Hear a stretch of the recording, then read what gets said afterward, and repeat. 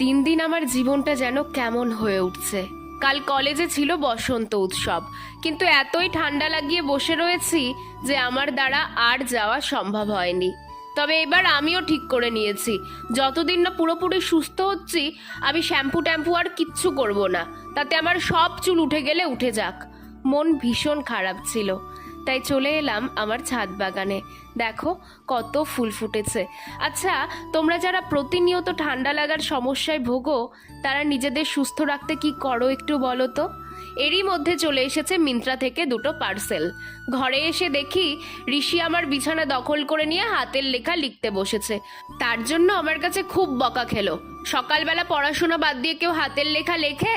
বেচারার মুখটা দেখার মতো হয়েছিল। এরই মধ্যে মা ডাক দিয়ে বলল, কীর্তন যাচ্ছে, দেখবি তো আয়। জানো, কাল থেকে আমাদের সামনের মন্দিরে কীর্তন শুরু, তাই ওরা সংকীর্তন নিয়ে বেরিয়েছে আজ।